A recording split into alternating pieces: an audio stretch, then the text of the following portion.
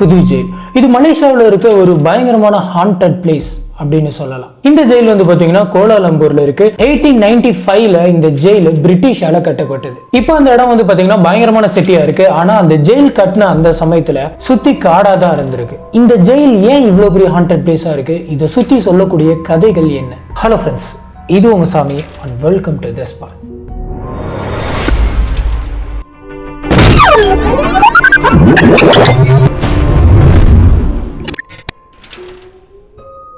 இந்த ஜெயில் ஏன் இவ்வளவு பெரிய ஹாண்டட் பிளேஸா இருக்கு? இதுக்கு இந்த ஜெயிலோட ஹிஸ்டரியை பத்தி நம்ம பார்க்கலாம். இந்த ஜெயில் வந்து பாத்தீங்கன்னா 1895ல கட்டியிருக்காங்க. இந்த ஜெயில் கட்டுறதுக்கு முன்னாடி அந்த இடம் சைனீஸ் சுடுகாடா இருந்திருக்கு. இது சாதாரண சிமெண்ட்ரியா இல்லாம ரொம்ப பெரிய சிமெண்ட்ரியா இருந்திருக்கு. இந்த ஜெயில கட்டும் போது அதுக்குள்ள இருந்த கல்லறைகள் பிணங்கள் எல்லாம் தோண்டிட்டு அதை கட்டினாங்களா இல்ல அதுக்கு மேலேயே அதை கட்டினாங்களா அப்படிங்கிறது கிளியரா தெரிய வரல. இந்த ஜெயிலுடைய ஆரம்ப காலத்துல அங்க இருந்த கைதிகள்லாம் திடீர்னு இறக்க ஆரம்பிச்சிருக்காங்க.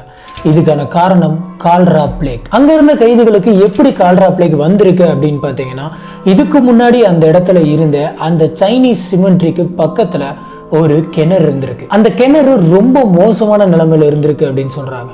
அந்த கிணத்துல இருந்து இந்த ஜெயிலுக்கு வாட்டர் சப்ளை வந்திருக்கு. அதுல இருந்து வந்து அசுத்தமான தண்ணியை குடிச்சதுனால இங்க இருந்த நிறைய பேருக்கு கால்ரா பிளேக் வந்திருக்கு. 1898ல தான் வந்து பாத்தீங்கன்னா அந்த ஜெயில இருக்கக்கூடிய அந்த வாட்டர் சப்ளைவை சேஞ்ச் பண்ணியிருக்காங்க. அது வரைக்கும் நூற்றுக்கணக்கான கைதிகள் அங்க இறந்து போயிருக்காங்க. அடுத்து அந்த ஜெயில நடந்த இன்னொரு மோசமான விஷயம் என்ன அப்படின்னு பாத்தீங்கன்னா, அங்க இருக்கிற ஜெயில் கைதிகளை ரொம்ப மோசமான முறையில நடத்துவாங்களாம். அந்த ஜெயிலுக்குள்ள பல பேர்த்த வந்து தூக்குல போட்டு கொண்டிருக்காங்க. இதுல இன்னொரு பயங்கரமான விஷயம் என்ன அப்படின்னு பாத்தீங்கன்னா, அங்க இருக்கிறவங்களுக்கு ரொம்ப கடுமையான முறையில பனிஷ்மெண்ட் கொடுப்பாங்களாம். நிறைய பேர்த்த பனிஷ்மெண்ட் அப்படிங்கிற பேர்ல சாகர வரைக்கும் அடிச்சே கொண்டிருக்காங்க. இந்த ஜெயில் வந்துட்டு ரொம்ப மோசமான ஜெயிலா மாறினதுக்கு இன்னொரு முக்கியமான காரணமும் இருக்கு. அந்த ஜெயில இருந்த கைதிகள்லாம் ரொம்ப மோசமான கைதிகள் அப்படின்னு சொல்றாங்க. அதுல ரொம்ப முக்கியமானவங்க அப்படின்னு பாத்தீங்கன்னா ஜிம்மி ஜுவா, பொடாக்சின், மோனா ஃபேண்டி. அது இந்த மோனா ஃபேண்டி அப்படின்றவங்க வந்துட்டு ஒரு பாப் சிங்கரா இருந்திருக்காங்க அவங்களோட ஆரம்ப கட்ட காலத்துல. அதுக்கப்புறமா இவங்க மர்டரரா மாறி இருக்காங்க.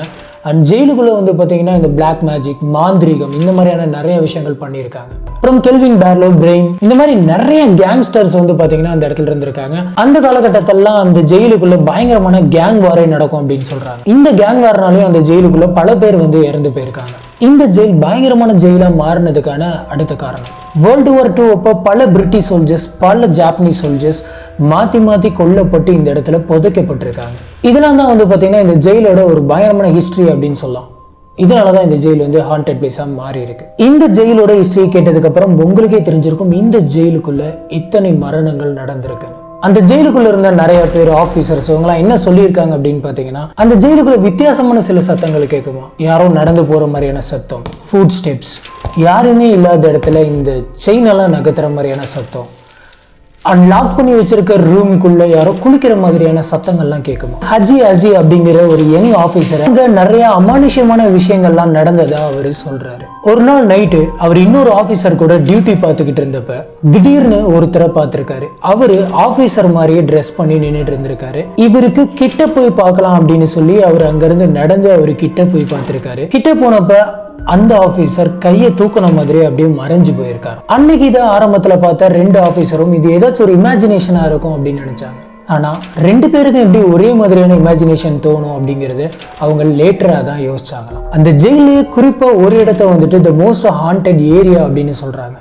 அதுதான் வந்து பாத்தீங்கன்னா வார்டன் தூங்குறதுக்காக வச்சிருக்க ஒரு அறை. அந்த இடத்துல தூங்குன நிறைய பேருக்கு அமானுஷ்யமான பல விஷயங்கள் நடந்ததா சொல்லியிருக்காங்க. உதாரணத்துக்கு அந்த இடத்துல யாராச்சும் ஒருத்தவங்க தூங்குனாங்க அப்படின்னா தூங்கிட்டு இருக்கவங்களோட நெஞ்சு மேல யாரோ உட்காந்துருக்க மாதிரியே இருக்குமா.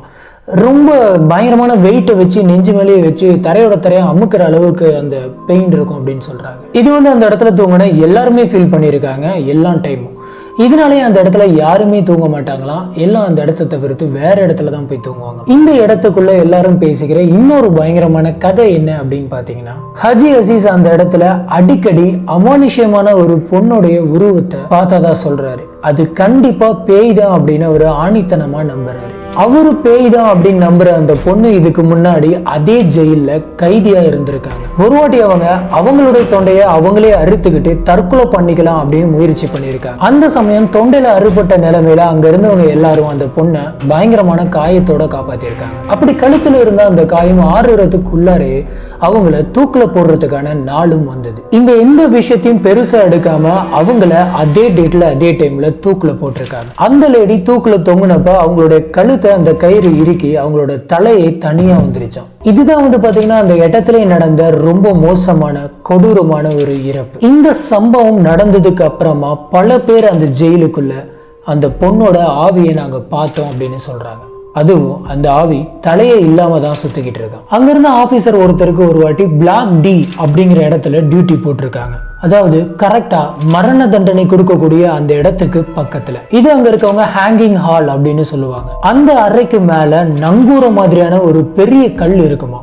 அந்த கல்லு மேல யாரும் உட்கார்ந்து இருக்க மாதிரி இவருக்கு தோணி இருக்கு. இவரும் யாரா இருக்கும் அப்படின்னு சொல்லி பார்த்திருக்காரு. ஆனா அந்த உருவம் ரொம்ப விசித்திரமா இருந்ததுனால அவரு பயந்து இருக்காரு. பொதுவா மலாய்ஸ்க்கெல்லாம் பாத்தீங்கன்னா ஒரு பிலீஃப் இருக்கு அப்படின்னு சொல்றாங்க. அது என்ன அப்படின்னு பாத்தீங்கன்னா எப்பயும் பேய்களோட கால் தரையை தொடாது அப்படிங்கிறது தான். அதனால இவரு இதே பயத்தோட லைட்டா கீழே பெண்ட் பண்ணி பாக்குறாரு. அப்ப அங்க இருந்த அந்த உருவம் மறைஞ்சிட்டதா சொல்றாங்க. இந்த மாதிரி பல அமானுஷமான சம்பவங்கள் அங்க நடந்திருக்கு. இதுல இன்னொரு பயங்கரமான சம்பவம் என்ன அப்படின்னு பாத்தீங்கன்னா ஒரு வாட்டி 2 ஆபீசர் அங்க இருந்த கைதிகளை இன்டர்வியூ எடுத்துக்கிட்டு இருந்திருக்காங்க. அப்படி இன்டர்வியூ எடுத்துட்டு இருந்தப்ப இன்னொருத்தரை கூட்டிட்டு வரலாம் அப்படின்னு சொல்லி அங்க இருந்த ஒரு ஆபீசர் கீழே ஸ்டெப்ஸ் வழியா இறங்கி இன்னொருத்தரை கூட்டிட்டு வர போயிருக்காரு. அப்ப அந்த ஆபீசர் உட்கார்ந்து இருந்ததுக்கு சைட்ல யாரோ ஒரு லேடி உட்கார்ந்து இருந்த மாதிரி இருந்திருக்கு. ஆரம்பத்துல அது ஒரு கைதியா தான் இருக்கணும் அப்படின்னு சொல்லி அந்த ஆபீசர் நினைச்சாரு. ஆனா ஒரு கட்டத்துக்கு மேல அந்த கைதி யாரா இருப்பாங்க அப்படின்னு சொல்லி லைட்டா நிமிர்ந்து பார்த்திருக்காரு. அப்படி அவர் நிமிர்ந்து பார்த்தப்ப அந்த கைதிக்கு தலையே இல்லாம கழுத்துல இருந்து நெஞ்சு வரைக்கும் ரத்தம் ஒழுகிட்டு இருந்ததை அவரு பார்த்திருக்காரு. இதை பார்த்த அந்த ஆபீசர் பயங்கரமா பயந்து அலறி அடிச்சு தலை தெறிக்க படிப்படியா இறங்கி வந்ததுதான் அந்த ஜெயிலுக்குள்ள நடந்த ஒரு பயங்கரமான சம்பவமா சொல்றாங்க. இந்த புது பிரிசனுக்குள்ள இந்த மாதிரி நடந்ததா சொல்லி பல கதைகள் இருக்கு. அந்த இடத்துல உண்மையாலுமே பேய் இருக்கா, அந்த ஜெயிலுக்குள்ள பேய் இருக்கிறதா சொல்லி கைதிகள் சொல்றதெல்லாம் உண்மையா, இவர் உண்மையாலுமே பேயை பார்த்தாரா அப்படின்ற எல்லா விஷயத்தையும் தாண்டி அந்த இடம் தான் பயங்கரமான ஒண்ணா இருந்திருக்கு. ஏன்னா 100 வருஷத்துக்கு மேலாக அந்த இடத்தை சுத்தி பல கோரமான சம்பவங்கள் நடந்திருக்கு. பல பேர் அங்க இறந்திருக்காங்க. டெட் பாடிஸ், பனிஷ்மெண்ட், டிசீஸ், இந்த மாதிரி பல மரணங்கள். இந்த இடத்த பத்தின இந்த விஷயங்களை கேள்விப்படும் போதே அந்த இடத்துக்குள்ள எவ்வளவு மோசமான நெகட்டிவ் வைப்ரேஷன் இருந்திருக்கு அப்படின்றது தெரிய வரும். இவ்வளவு கொடூரமான அந்த ஜெயிலோட ஹிஸ்டரி, அந்த ஜெயிலுக்குள்ள நடந்த அந்த சம்பவங்கள் இதெல்லாம் கேட்டுட்டு அந்த இடத்த நம்ம சுத்தி பார்க்கலாம் அப்படின்ட்டு உள்ள போனா அந்த இடத்த பார்க்கும்போது நம்ம மூளையே இல்லாத பேயை கூட உருவாக்கிறோம் அப்படின்னு நினைக்கிறேன். 1996ல இந்த ஜெயில க்ளோஸ் பண்ணிடுறாங்க. அங்க இருந்த கைதிகள் எல்லாத்தையும் இன்னொரு இடத்துக்கு மாத்திடுறாங்க. அதுக்கப்புறம் இந்த இடத்த மியூசியமா வச்சிருந்திருக்காங்க. பின்னாடி வந்த காலங்களில் கொஞ்சம் கொஞ்சமா அந்த ஜெயில் இடிச்சு அண்ட் கடைசியா 2012ல இந்த ஜெயில கம்ப்ளீட்டா தரமட்டமா அடிச்சிட்டாங்க. இப்போ அந்த இடத்துல சிட்டிக்குள்ள அந்த காம்பவுண்ட் வால் மட்டும்தான் இருக்குன்னு நினைக்கிறேன். இன்னைக்கு நம்ம பார்த்த இந்த வீடியோ பயங்கர த்ரில்லிங்கா இருந்திருக்கும்னு நினைக்கிறேன். இந்த வீடியோவை பத்தி அண்ட் நீங்க சொல்ல விரும்புற விஷயம் எதா இருந்தாலும் சரி கீழே இருக்கக்கூடிய கமெண்ட் பாக்ஸ்ல மறக்காம ஸ்பாட் பண்ணுங்க. நான் இதே மாதிரி இன்னொரு த்ரில்லிங்கான வீடியோல உங்களை சந்திக்கிறேன். Stay tuned.